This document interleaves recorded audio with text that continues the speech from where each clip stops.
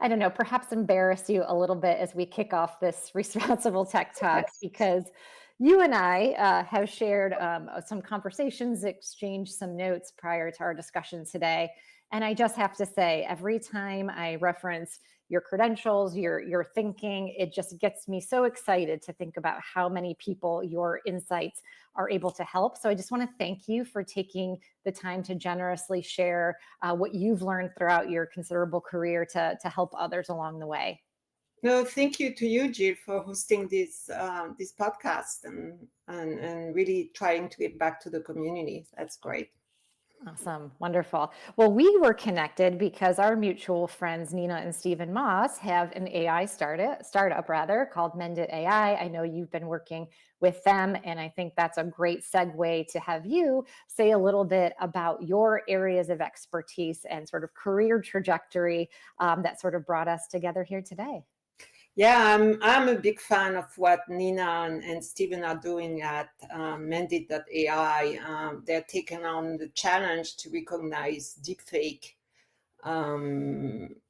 content, videos, text, and other, and using it for malicious activities. So I'm really excited by what they're doing. They're starting with insurance, big market. I'm really happy to have them. So that's kind of what I'm doing right now. I'm transitioning out, looking for the next job, but in between, I'm so excited to have the time to actually catch up to new technology, but also, and I'm doing a lot of that by helping other startups work on their go-to-market, help them with finding the right product market fit, thinking through their go-to-market strategy, who their buyers are, finding their ideal customers, and so on, which is really what I've been doing for the past 20 years. My background is really product marketing for B2B companies. I've been in cybersecurity for the past 15 years. I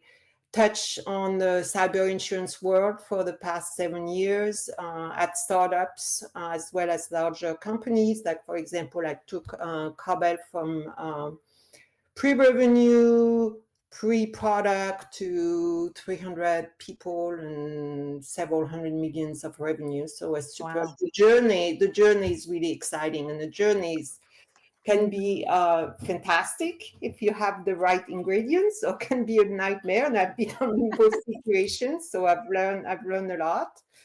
And really, right now, I think I'm focusing on cyber in that there's so many new technology.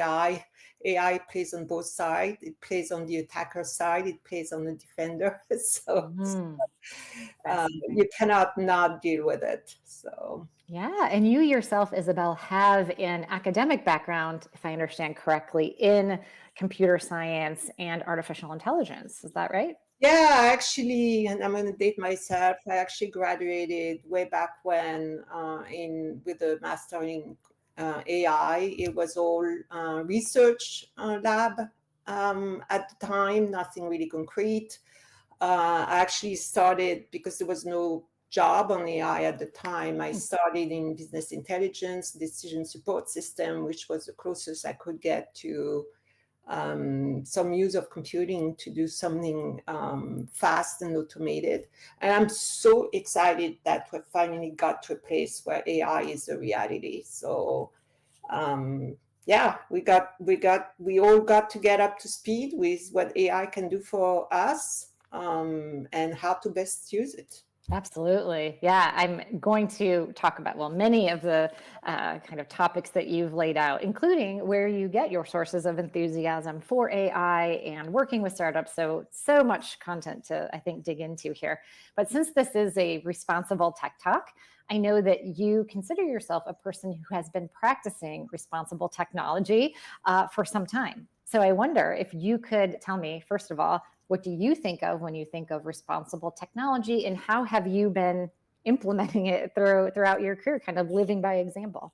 Yeah, so that's a gigantic topic Yes. for responsible for tech. It's a gigantic topic. So I'm going to try to frame it in a couple of different ways.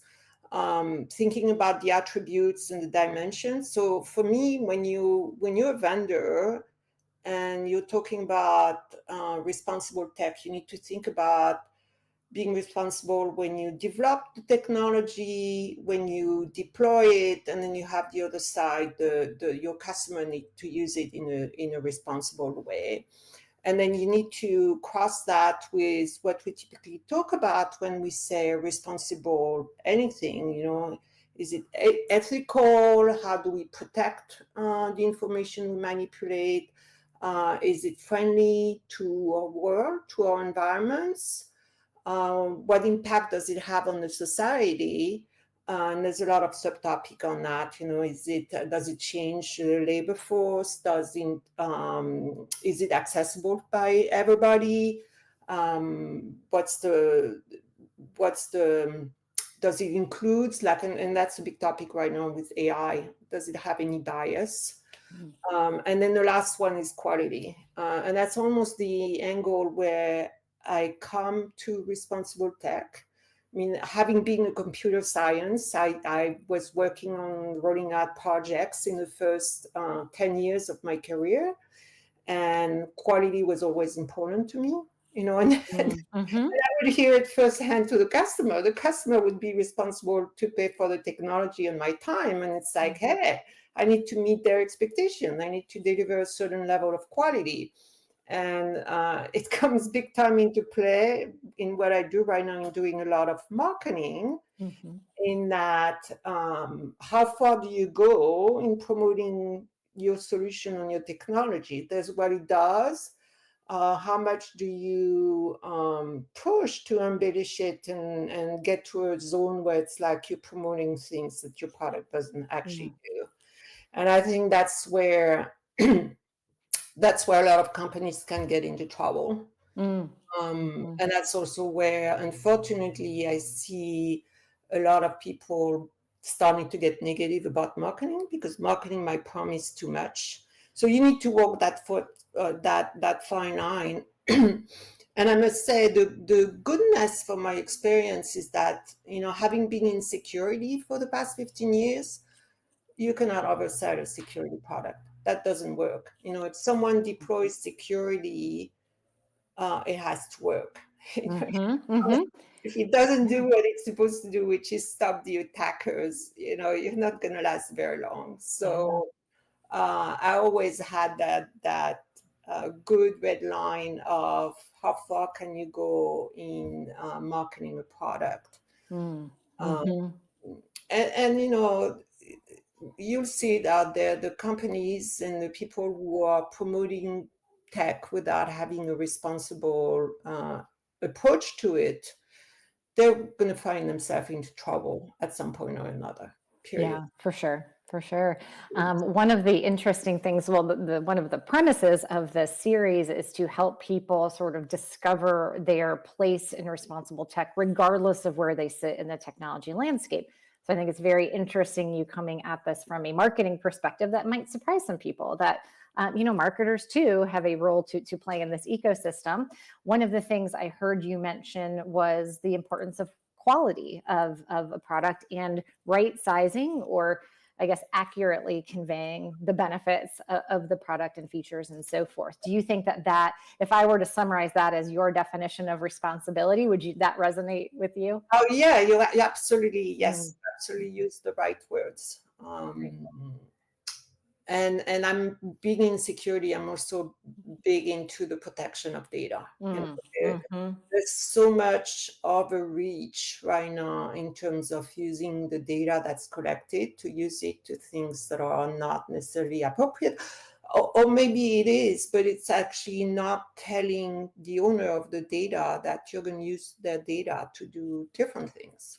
Yeah, I'd love to talk about that topic a little bit more. Data. I know you've written a bit about this on your Substack.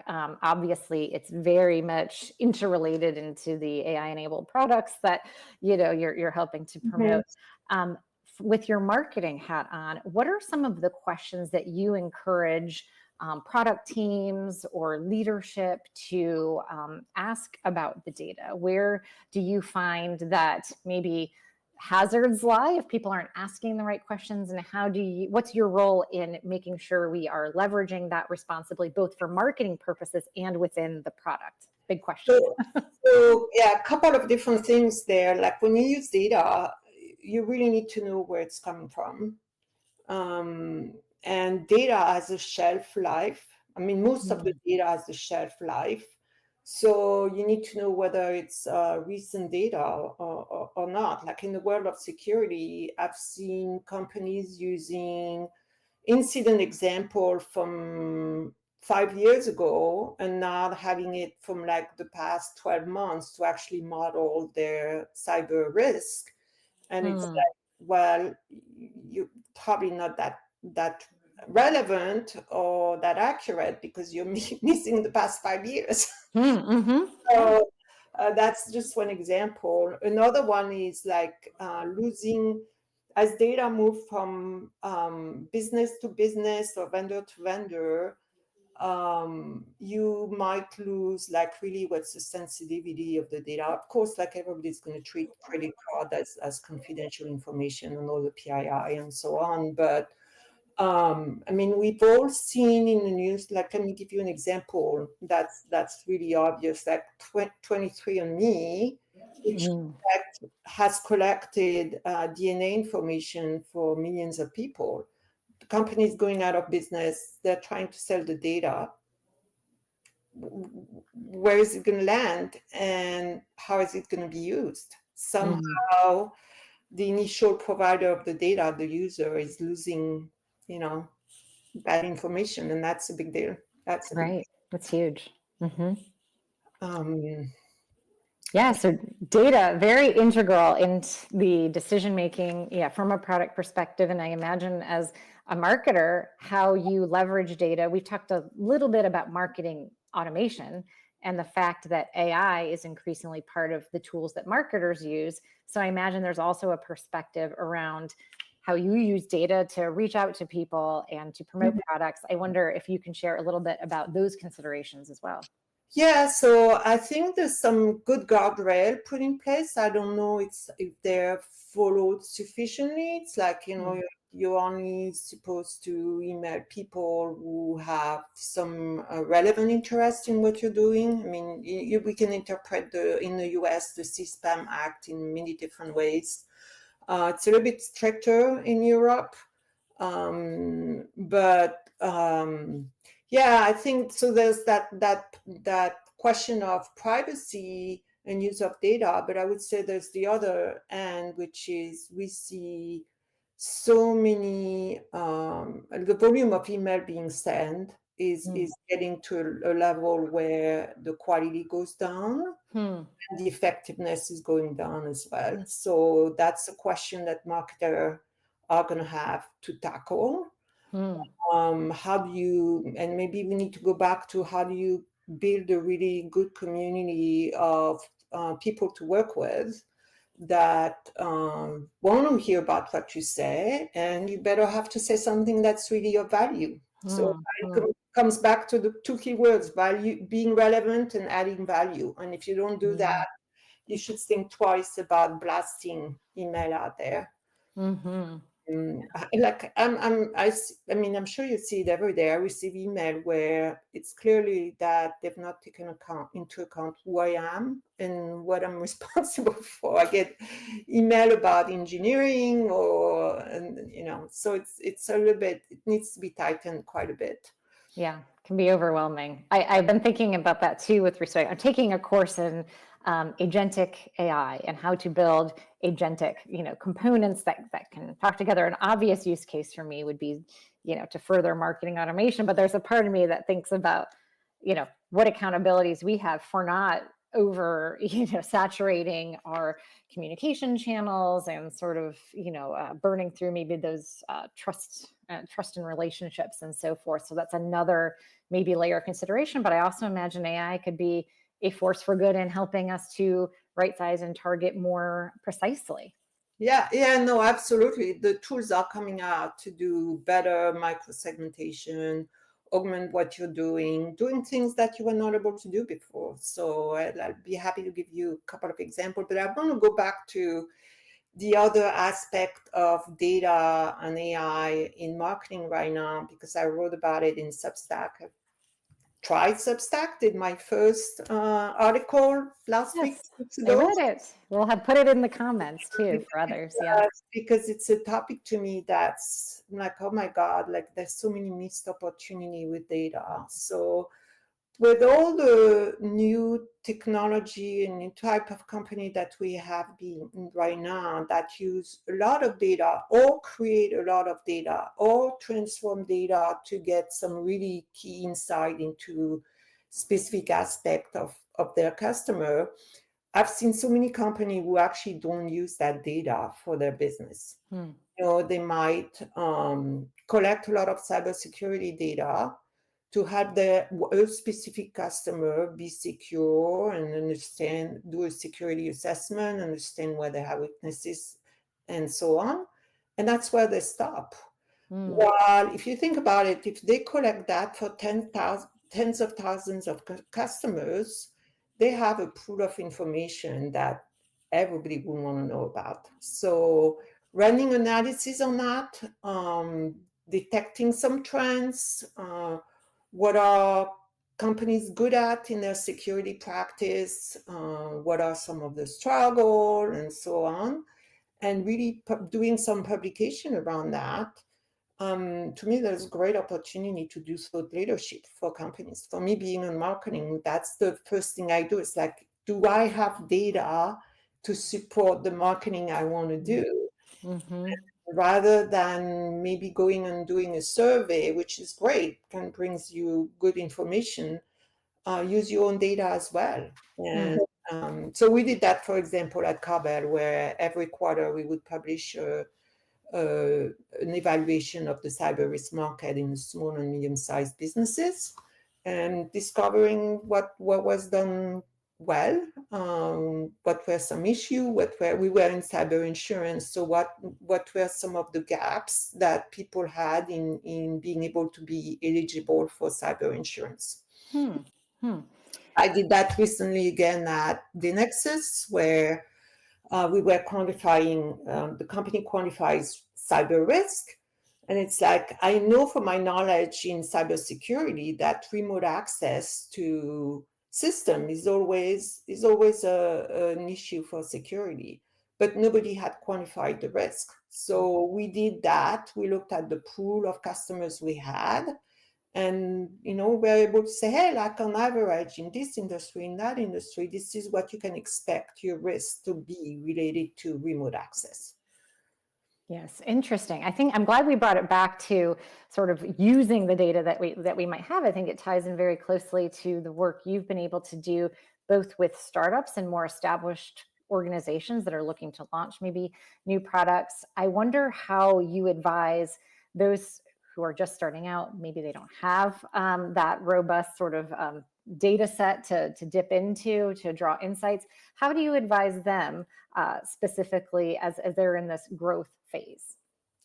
Yeah, you got to go back to what it takes for someone to actually absorb what you're trying to tell them and remember what you said. And it's really a lot of tech founder. And by the way, I want to caveat everything I say by my world has been B2B. I'm not a B2C marketer, and I'm not, everything I say is relevant to B2B.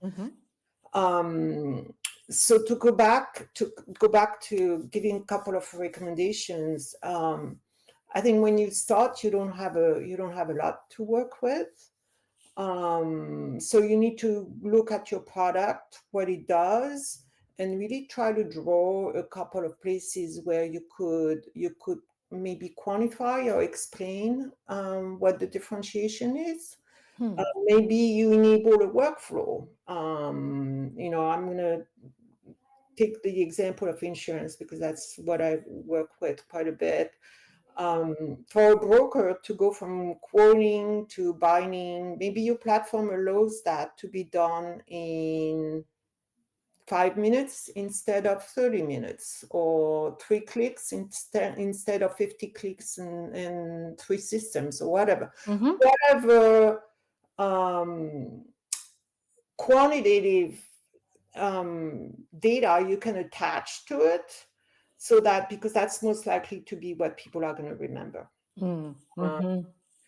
Compared to all the 20 features, yeah, that's another mistakes of entrepreneur. They're typically very technical. I mean, they build a technical solution and they want to talk about all the features they have. The reality, human beings are designed to remember maybe 5 to 7. Mm-hmm. So I personally like to use the rule of 3, like give them 3 good things that make a difference for them, and then let them discover the rest later.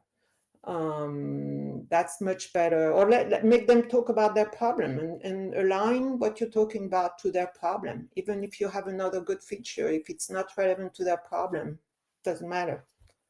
Interesting.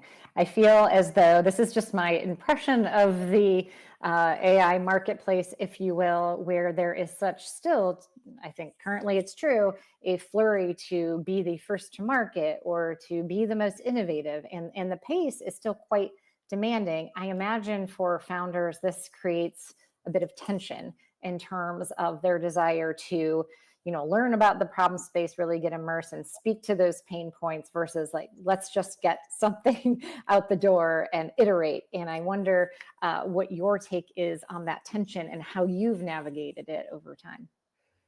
Yeah, there's 2 sides to it. I can speak a little bit for me as a user and trying to adopt AI, and it's like what I find. So you have the core technology, the OpenAI and Google and Anthropic and so on, and then you have the tools that are using the application that are using those, and like, as a marketer, it's really overwhelming to know which one to pick. I mean, talk just about the meeting recorders. There's dozens and dozens of applications that do that nowadays. And, you just have to pick one and get started, or get a recommendation from a friend, or, and then you'll discover as you try them. I mean, don't hesitate to try different things. The good news is some of those tools are easy enough to put in place that you can try and see what works. A lot of those companies have free trials, so yes, I believe in free trial. And then, if you find something that works for you, then just stop there. On the vendor side, yes, you got to be very deliberate in terms of which market you want to serve, and try to find some differentiation. I think one of the things in the world of AI and Gen AI, there's probably, I expect we're going to see some focus on industries, just because the language and the terminology used can vary so much, and there might be some need for deeper expertise. So I assume that a meeting recorder for a manufacturer might be different than a software company, than a healthcare company. Even if they develop software, it's like there could be some specialization that I would look into. And no matter what, that's going to come into play when you go to market and try to present a solution to the market. You're not going to be able to cut across all those. Yeah, you either have to decide whether you're a horizontal solution to start, like that addresses a very generic way a common problem, or whether you're a solution that's very specific to an industry and you focus on that industry. Kind of like, do you go? You can't have depth and breadth at the same time when you start. That's very important. Yeah. It comes down to having discipline in startup is really, really hard. You need to be focused. This is probably a common challenge that I've faced with every single startup and entrepreneur. In the world of tech, there's so many new opportunities to solve problems that it's tempting to jump from one to the next and never really achieve something where you get traction. Hmm. So my another recommendation would be, maybe iterate with two, or make assumption on where your solution is going to fit, and iterate with two or three, but no more until you get traction with one, and then Hmm. and Very interesting. I'd love to, yeah, double click into this as well, because you're speaking my language, I feel. As a user researcher, in some form or another, I've been doing research my whole career, including market research. But I will say many times it is difficult to make the case for that kind of experimentation that you're talking about, for that research and due diligence, for various reasons. It can be, the market pressures are just very high. Perhaps the founder is just very, sure of this particular path. Maybe it's just, we don't have the budget, the time, whatever. There's a million reasons not to do some of that due diligence, which more and more it's hard for me to get my head around. But you've been in the executive rooms where I'm sure these cases have had to be made, and I wonder what you would advise those of us who are trying to do what it is that you recommend, how we break through. Yeah, I've faced that many times, and it's really hard when you have a founder that come across as being so convinced that we need to do A and B and C. And so I think you need to go back and put them in, like, hey, what does it take to do those things? And it's as a marketer, I mean, another challenge with a marketer is your job is never done. You could always do another ad, send another email, go after another market, write another blog. So it helps if you can get the practice to always have your plan. This is what I'm planning today. If we decide to do something else, it means something in plan needs to not be done. So that's kind of one of my principles there. Mm-hmm. And then when it comes to having that room to iterate,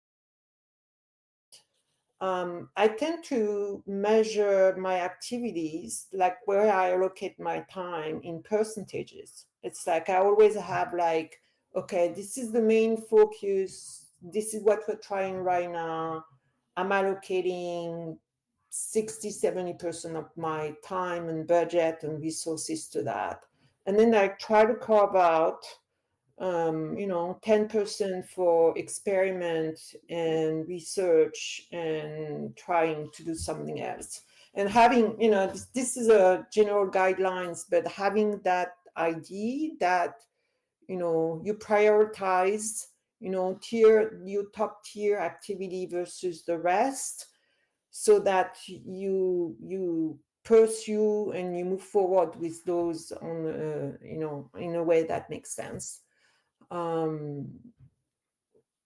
and I like to do that for my teams as well. I keep telling them that there's what you need to do for the business, there's our plan, what we need to achieve, but I'd like for you to keep 5-10% of your time to come up with ideas and experiment and so on. As long as it goes back to the top level goals of the company. So I would say a theme I'm picking up from your guidance here is that there's a strong, I would say, leaning toward quantitative data to make the case, to advocate for the time and space, and to be precise about just how resources are going to be deployed. Does that resonate with you, that it's more of a quantitative than qualitative discussion? It absolutely. And it took me a while to actually, even for myself, get there. But I love, even at startup, work with the concept of OKRs, even in a very flexible way. It's so easy to get busy. People tell you all the time, I'm too busy for this, I'm too busy for that. And then the quarter went by and you go back and it's like, okay, what have you achieved this quarter? And then they're not able to say anything. So I'd like to reverse it. And before you start the quarters, to like have clarity over, here's what I'd like to achieve this quarter. I want to deliver 2 webinars, 2 blogs a month, or whatever it is, so that it sets a very clear goal. And at the end of the quarter, you can look back and say, okay, this is what I achieved. And I mean, the other side of that is you can't just measure activity, you need to measure results, So if I say blogs, write blogs, it's not just about writing them, it's about like, do people read them? And doing the assessment, people are not reading our blog, so what else do we need to do to actually get there? Maybe it's not writing more, maybe it's writing something different, or it's doing different placement for them. Yeah, it's very interesting. I wonder what signals you tend to look for in the marketplace to understand whether or not you're getting that traction. I suppose there's sales, there's usage, there's things like that. But are there metrics that folks should be collecting and analyzing that maybe go a bit overlooked as signals from the market? Yeah, I'm glad you asked this question, because it gets to a topic that I want to write about, but I don't have the right answer yet to do something meaningful. Very fair. I find that the world of product marketing, where I come from, it's actually really hard to put metrics around. When you're in lead generation in marketing, you count the number of leads, the number of people who visit the website, and so on. When you're in product marketing, going beyond measuring activity, like, hey, I wrote this white paper, or I wrote this blog, like, what do you measure? So I think you need to work with your other constituents, because like making sure that, how much this content influenced the return on this marketing campaign and so on. But some of the things I've tracked all along, and it's not a hard matrix. It's like a share of voice in the market. So working with your PR agency and comparing yourself to your competitors. Is your company discussed more or less in the market? And I'm saying that because the content typically going through external communication comes from product marketing, or even if it's just marketing in general, but I think it's a good measure to track. Interesting. The download on the website, it's an external factor. I also use internally, now we all use some form of portal, and you can see how much your content is being viewed. And there's no metrics, and I'm going to point to a very old matrix that says like it's probably only 30% of product marketing content that's being used by sales. And that's like, I keep that in my head because it puts me in a different place in whenever I write something and I write content, like I don't stop there. I'm like, what do I need to do to make sure that the people who need to use it know about it? And sometimes it's not just sending posting something on a website or on a portal does nothing.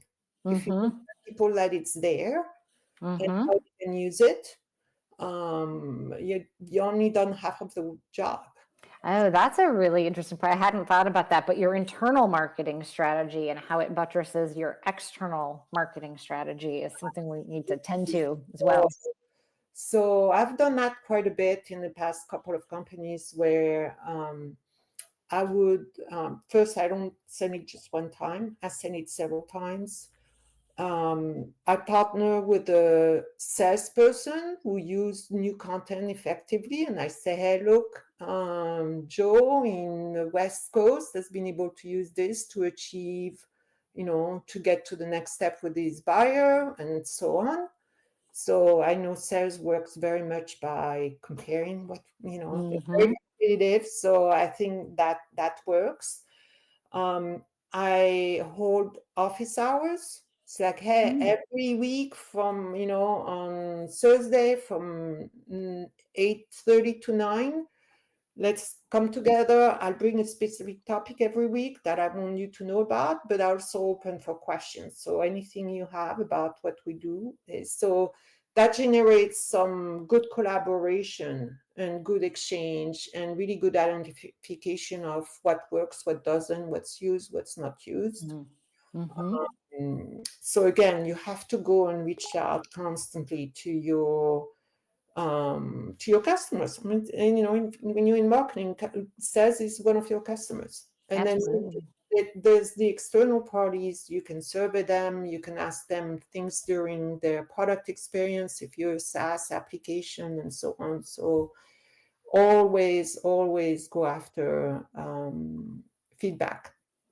And that Yes. goes back to our initial discussion about being responsible tech. Like if you want quality, be all ears to what the market and what your customers have to say.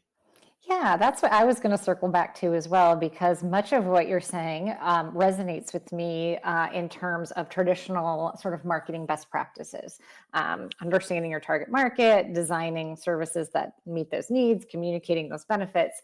I'm wondering if you can reflect a bit about the state of product marketing in light of generative AI and the capabilities that that technology introduces.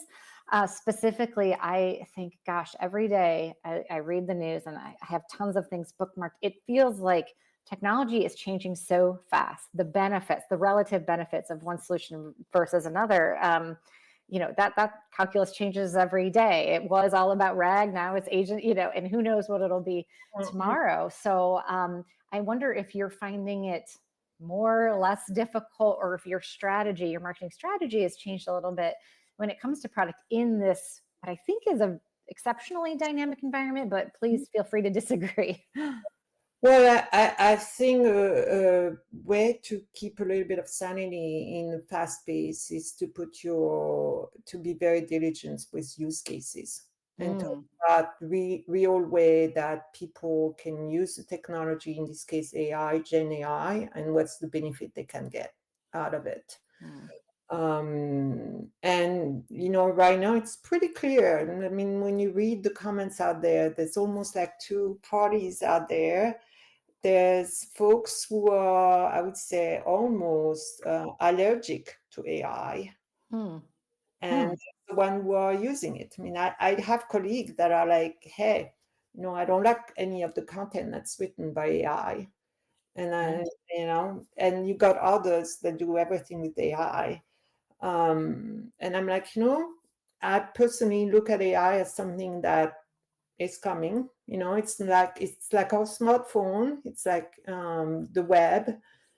It's going to be there. We're not going to be able to avoid it. And most of us, actually, we already use it, even if we don't know about it. So I think we need to cautiously start to use it and see where it's good, where it's not so good, and put the guardrails, just like any technology. So yeah, that's why I'm also a big user. I've gone through those wave of new technology changes, and it's like there's so many. You need to understand how you can take advantage of it, and only once you try it, you can say, no, it's not for me, or it is. It's just like food. When Right. 4-year-old doesn't want to try food, it's like, no, you have to try it at least once. That's right. Your vegetables with you and your dessert, but you got to have a pea or a carrot in there. Oh, interesting. I Well, Yeah, I was reading something very good yesterday that said, yeah, not everybody is going to be comfortable with AI, but the thing that matters, you know what, in today's world, you have to extend your job, you have to extend your skills, and if that's not AI you want to learn to stay current, you better start learning something else. yeah, there you go. But always be, growing and learning, I suppose. I do want to pick up on your use of AI in your work and how you've experimented, but I have one kind of remaining question about the B2B marketing space in generative AI. Are you finding that B2B customers are more or less inclined to adopt generative AI? Are they reluctant? Perhaps it varies, but I'm really wondering, do they even care? It's just, here's a tool that works, and that should be all I pay attention to. In the world that we're in, I would say most of them are very positive about it. I would say 90+% are like, we have to. Like in the world of cybersecurity, as I said, it's both the attacker and the defender, and you have to raise the bar using AI. Mhm. It's funny that Gen AI became a really took over in 2022, I think. But the reality, I've been working with cybersecurity company that were using AI since 2015. So it was more the machine learning and so deep learning and so on. So it was a little bit more data driven, but it's been run, Mm-hmm. and we have to use it. So Well, I wonder if the conversation with B2B customers might be different from B2C. However, I think we as general consumers could also learn a bit from how you might position responsible AI, let's say features, components, thinking that has gone into a B2B product to those B2B customers. I'm wondering, what should they be considering as they're evaluating vendors? And then we as consumers, I think, can learn a bit from what we should pay attention to and the tools that we use where this is just becoming embedded. yeah. So there's a lot. So you ask a lot here. Sorry. I'm thinking through good example. I think in the B2B world, we all got into whenever you get into on a video call, you got a recorder, an AI recorder, and we all got into those, and that's an area that has way too many solutions. But this is almost one that you don't need to do anything. It's there, and the value that it brings in terms of time saving and giving you a transcript of what was said, a summary of action items, and so on is just why not? Mm-hmm. Mm-hmm. Um, the I've used, so to go back to what I've used, I mean, like there's some aspect of Gen AI that are just like big time saver. Like for example, I need the list of all the speakers in this event in a spreadsheet. Mm-hmm. AI does that for you in 3 seconds. Um, Yeah, low risk. Yeah, time I know savings. Why not? That's yeah, great. there's a lot of things that are low risk. What else? Like even I find it to be pretty good in like giving you some recipe. Like Mm. I was just looking this morning at a friend who had used Gen AI to actually put together a project plan for an event. And here you are. You had the 25 tasks you have to do with the dates and everything. Yeah, that's great. So it's very good at lining up project plan, recipe, and so on. Mm-hmm. Mm-hmm. Those are almost like low risk, no brainer. Then you get into the whole world of content. Um, Mm.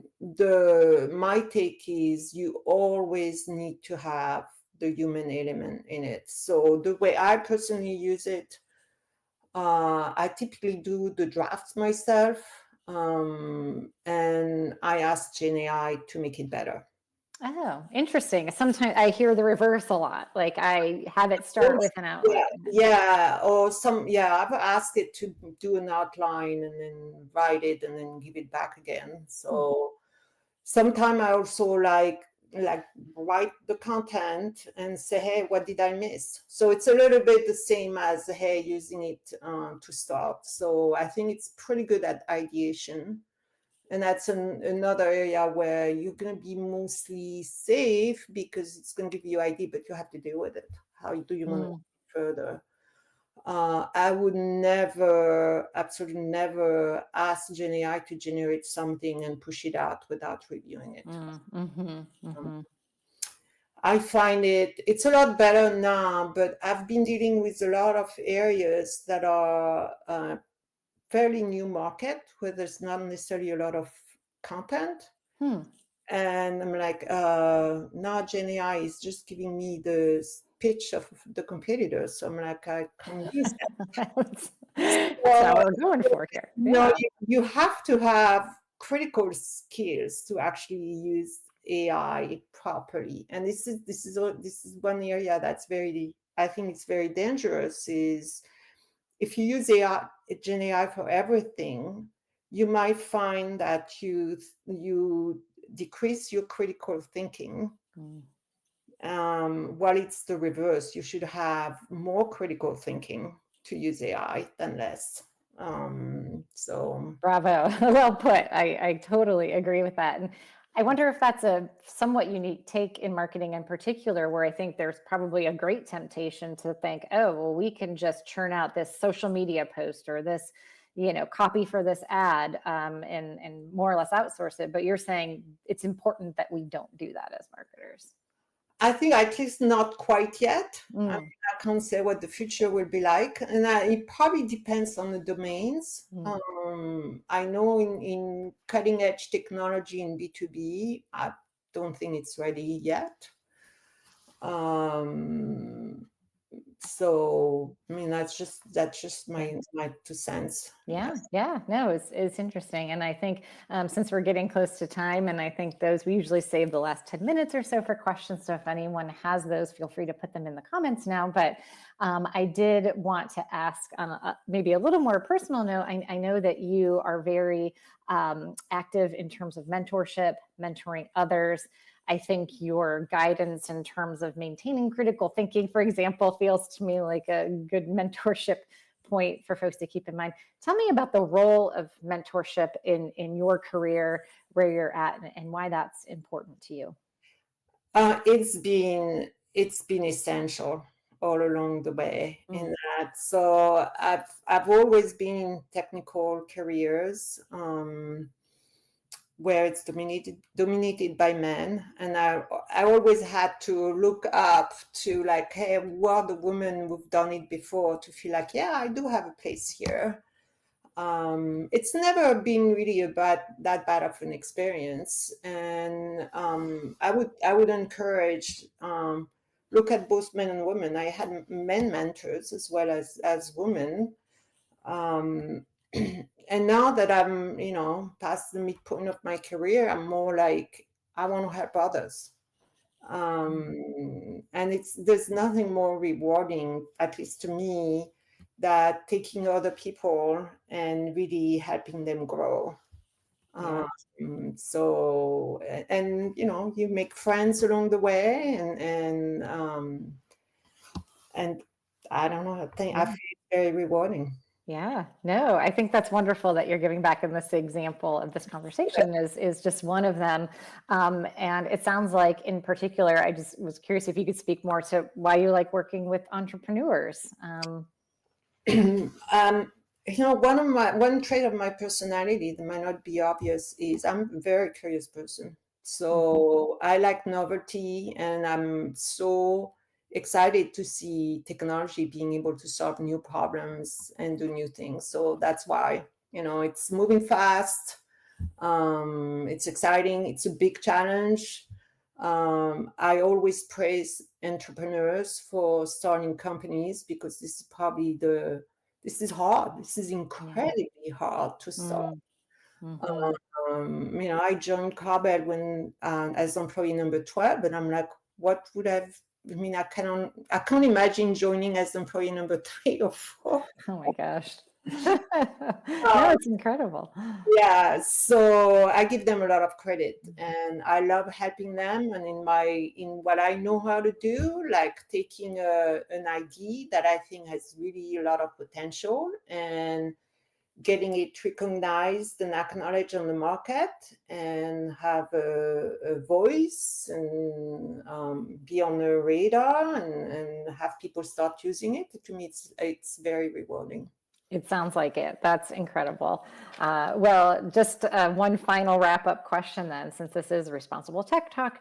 What advice do you give folks who may be going into product marketing, who might be in technology as we speak, or thinking about that, if they want to help further a more responsible tech future, as you have described? What's one or two things that they should be prepared to do? What piece of advice would you give? Always, let's think about, I don't want to say data, but think about facts. Think about the fact about your product.